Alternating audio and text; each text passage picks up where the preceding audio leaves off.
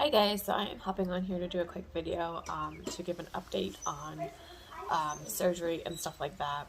I don't even know where to start. I didn't make any notes again, and I'm just really tired today. Today is a tiring day. I actually, before we even get into the video, on the day of surgery, I will have at the end of surgery, at the end of this video, like the clip that I took. I think I took it on the day after my surgery or the 2 days after my surgery or something like that. But just a quick like intro. I don't know, this might actually be the whole video. But so what actually happened was we got to the hospital. I checked in. I had my gown on and everything like that. And they took my vitals and everything. The doctor came into the office and asked me if I had any questions or anything like that. And honestly, at that point, I really, me and my husband talked about it so much on the way to the hospital. It was the hospital I gave my birth to my second daughter. She was born in the hospital. It was literally right across from the entrance to labor and delivery where I went in to give birth to her. And I just really at that point realized that I wasn't ready for it. It didn't process, it didn't click in my head like what I was doing. I was just kind of going with the flow, like just going with the flow, but I was really feeling it on the inside. And my husband too was actually kind of really, it was affecting him as well. Like this is something that obviously affects him as well. And my hair is like really crazy, guys. Like, I don't even care. It's just one of those days. But yeah, so we got to the hospital. I checked in. I was in my gown. I was in my room. Took my vitals. Put on my IV. Doctor came in. Anesthesiologist came in. Introduced themselves. Explained some stuff to me. And the doctor came in, the surgeon came in, and he was signing off his papers and stuff. I am trying to hold my phone as best as I can, so if my phone like goes down, that's probably why. But he came in, and then he was like, okay, do you have any questions? And I said, yes, I have a big one. On the way to the hospital, I told my husband, I'm going to ask him not to do it. And he was like, I don't know if he thought I was kidding or anything, because again, we were just kind of going with the, I was just kind of going with the flow, like whatever was happening was happening. And, so I said, I have a big question. I was like, is it possible that you can go in and, see if there's anything, and if there is anything, take it out. And then if there's nothing, save my uterus, because I was like, can you save my uterus? Is it possible? I know I'm here for a hysterectomy, but is it possible to save my uterus? Which is the craziest thing, right? Like, you're literally in the hospital to get one procedure done, and you're asking them to do the complete opposite of the procedure. So he said, well, you know what we can do is we can go in diagnostically, like he was planning to do in the beginning. And if he sees anything at all, he said, like, if I see one little speck of something, I'm gonna leave it. But if I see anything significant, hold on, my nose is running. But he said, if I see anything significant, I'm just gonna go ahead and remove it. And I said, that's okay, that sounds good, that's a plan. So we agreed on that. He went in, and I was wheeled away, and I literally started having like one of those little episodes of kind of like shock. My body was like shaking uncontrollably. They put like 3 or 4 different heated blankets on me, and I couldn't stop shaking. There was just nothing I could do to stop shaking. But they did put something in my IV, and that's when I just fell asleep.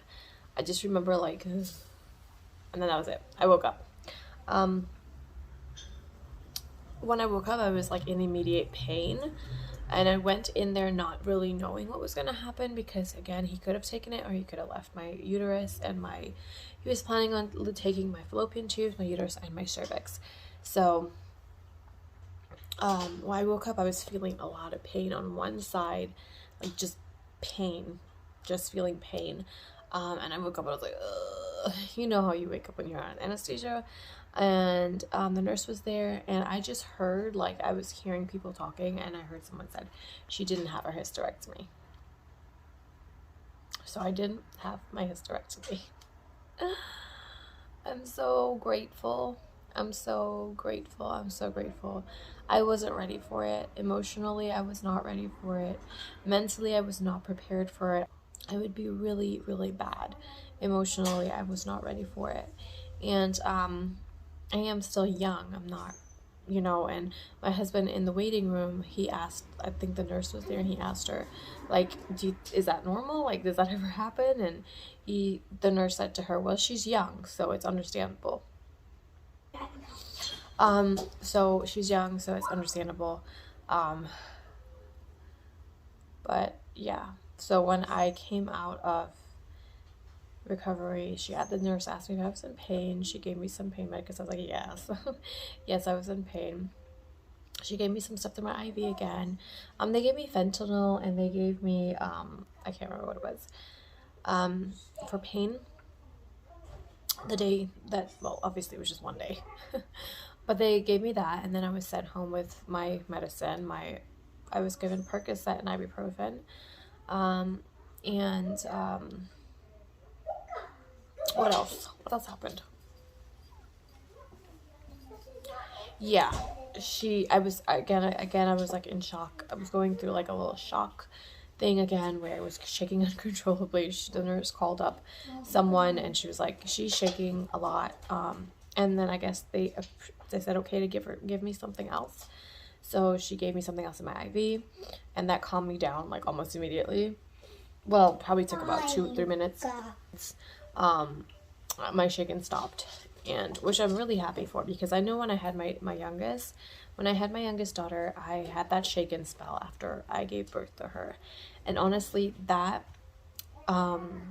happened to me like for 2 weeks. For 2 weeks, I was like shaking a lot. I constantly had those episodes, especially every time I would sit down and get back up, I would start to shake.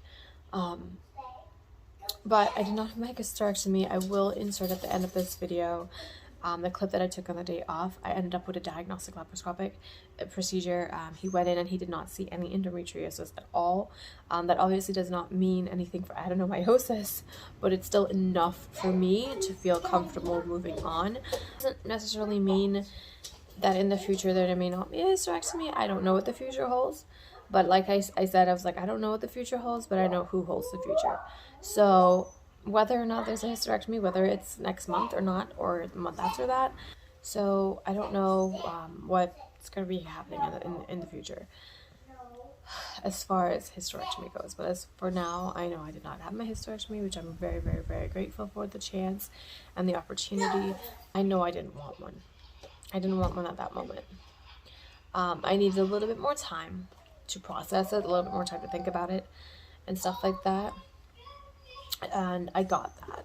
I really prayed about it. I really prayed about it, and I'm thankful to God. He answered my prayers, and the surgery was stopped. Like I could still have a baby, which is amazing to me. I can still have a baby if I wanted to. That doesn't mean I'm gonna go ahead and have a baby. We're gonna have a baby, but I mean, at least I can have a little bit more time to think about it or process it. So I'm gonna probably attach the rest of that clip at the end of this video. Thank you guys so much for watching. Yeah. Oh, as far as the process for healing, I had 2 weeks recovery. I did take the gas medicine. I didn't drink the prune juice or the laxative. I just used prunes and gas medicine because I still had gas pain. They still blew me up. The areas, he did 2 incisions on my belly button and in my stomach, and those took a while to heal. It was very, very sore for about 2 weeks almost. Like, I think it was very sore for like almost 2 weeks. Like, I couldn't touch it, no one could touch it, and it lasted about like almost 2 weeks. Definitely was sore and stuff like that, but I mean, recovery was really simple. It was really just like 2 days of rest for me. I did not take any pain medication after 2 days, I don't think. I took Tylenol, maybe ibuprofen, but I definitely did not take any of the Percocet. So I started back driving within maybe 4 days. I drove to drop my daughter to music lessons, and trying to think if there's anything else I'm forgetting. Recovery was pretty good, really, really good. The first day I came home, I actually went up the stairs, but I did sleep downstairs for the first 2 nights because I didn't want to stress or strain myself too much up and down. But I did go upstairs a couple of times just to like, can't remember what it is, but I just went upstairs. So walking was fine. It just obviously wasn't a hysterectomy, but it was still very painful. He went in there and he did a lot of stuff. He looked around and everything, and I had a lot of pain in recovery because, yeah. So I will see you guys next time. I will probably insert the other clip right now. Okay, so I am hopping on here really quickly to give an update on my scheduled hysterectomy, which was supposed to be yesterday. When I got to the hospital, I'm on my couch right now, actually. I've been sleeping on our couch sofa that we have downstairs. This is where I've been sleeping. And, yeah. So yesterday was my scheduled hysterectomy. When I got to the hospital, honestly, the day before, like Wednesday, when Wednesday morning came around, I kind of had like the strongest desire to have another child, which I think would be expected.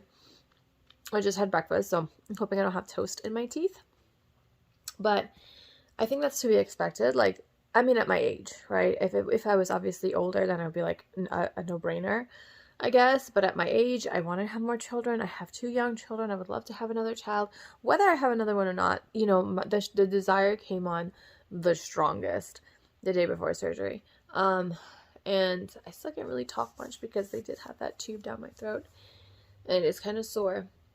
And then I just thought about it all day. I was like, can I have a third child? And then I just started picturing it in my head, like, yes, I can. Before, I wanted another child, but I just couldn't really picture it because I'm like, we're going to have to get a bigger car. We're going to have to get a bigger house. All these different things. But now I was like, we can make it work.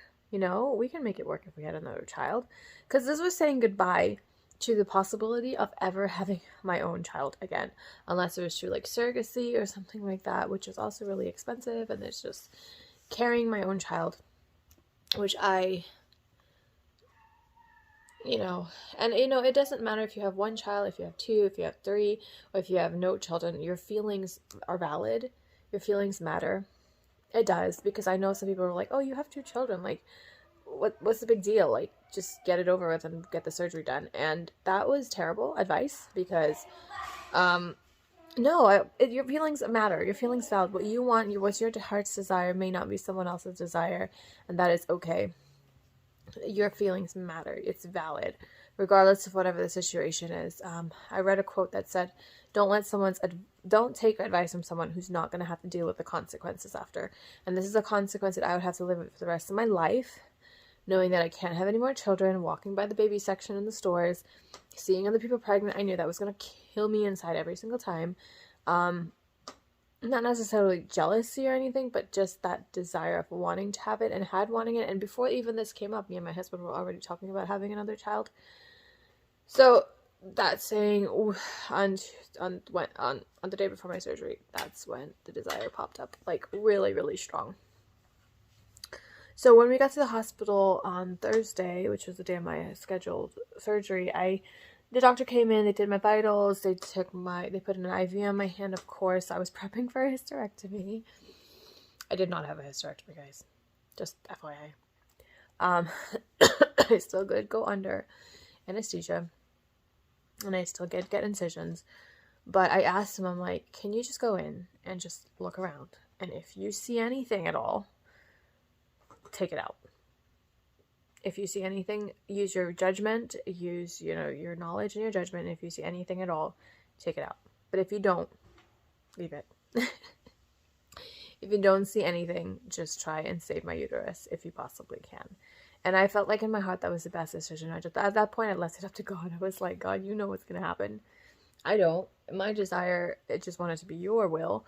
And at this point, I'm just leaving it up to you. I'm going under, and I won't have a clue until I wake up. So we agreed to that. I think he might have been a little bit upset because obviously I had already spoken to him about doing a diagnostic and then changed my mind and said, no, let's go ahead and do the hysterectomy. Now, on the day of surgery, I'm like, let's go in and just do the diagnostic. But you see, the thing is, I didn't want to just diagnostic and then have to reschedule a hysterectomy, which is essentially what happened. But with that plan, I'm like, you go in, if you see anything, just take it out. Just remove it. Like, that was already set in stone. So he went in and he saw nothing. Mind blown. Nothing. He saw nothing. He said everything looked normal. He looked all around. He looked behind my uterus. He looked at my liver. He looked at my appendix. He looked at every single thing. And I have 2 incisions on one on my stomach and one on my belly button. And it is painful, but obviously it's not as near painful as it would have been a hysterectomy. I still do have narcotics at home. I'm taking, the prep that I did wasn't really 100% necessary, but I'm still using it because it is still coming in handy. I'm still, it took a while for all those. I think the drug still hasn't come out of my system yet because I'm still very shaky and wobbly and very tired, brain foggy. And I feel like that can last a little while with general anesthesia. But with the narcotics to deal with the pain, I just have a heating pad that I've been using to help with my incisions.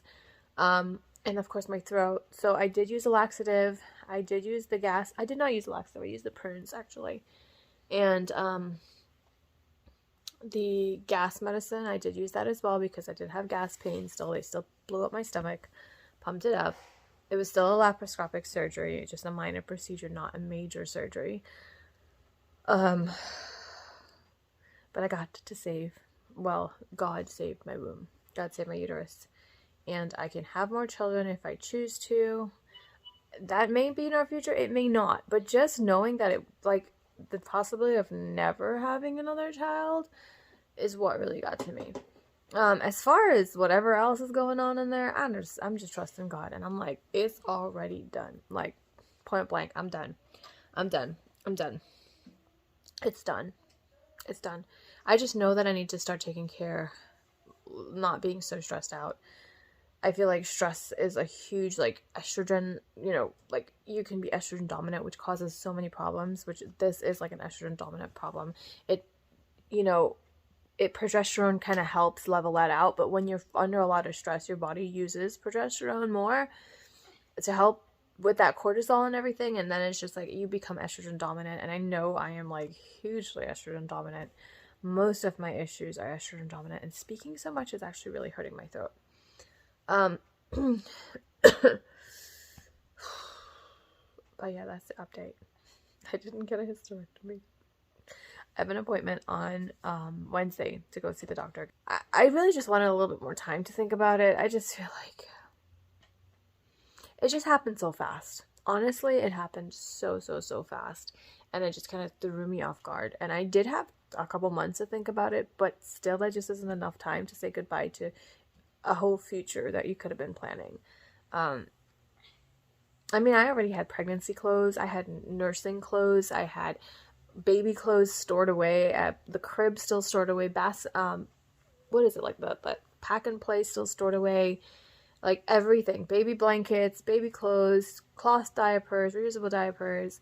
I had all those things stored away, and going through those things every time, when I was packing a bag to keep downstairs. And I think I'll insert that in there because I did do a clip before we left to the hospital or something. Either the day before or the day off, of this stuff, or the night before we left to the hospital, things I packed to bring downstairs because I was planning on just sleeping downstairs, which I did last night. I can walk upstairs. I did go upstairs yesterday. Even with the 2 incisions, it's not as bad as a hysterectomy would have been. But, I didn't have the energy to go upstairs and, shower and wash my hair and all that kind of stuff. And I was just I'm sleeping downstairs. Well, I already had the bed made up for downstairs and everything. So I slept down here. And, I tell you. Medicine-wise, they gave me fentanyl and, another one, Deborol or something, that's just like really, really, really strong, stronger than morphine. Alright, so this is a clip that I took the night before we went to the hospital. I just put out a bunch of water, a Gatorade, and actually some Sprite. The Sprite really, really helped with the gas pains, guys. I just had like hot soda on a table right next to my bed, and I would just drink that, and it helped a lot with gas. Tylenol, the gas medicine, the laxative, and ibuprofen just to have. I had this all set up on a table next to the bed that I was sleeping on. I just had prunes and the gas medicine. I didn't have the prune juice or the laxatives. And I saw that this Smooth Move tea is supposed to help with constipation after surgery, so I did have one of those. Wasn't my best like tea I've ever had, but it was okay. Napkins, plates, paper plates, and wipes. Also had some hand sanitizer. I did put some lotion out as well, and I had just some clothes packed in this bag. This was just in case, like for a hysterectomy. I did use some of the clothes that I packed in that bag. It was just like a change of clothes for the night or for the next day and stuff like that. For my bag for the hospital, I packed my Bible and my car charger, my phone charger and stuff, and that is pretty much it for this video.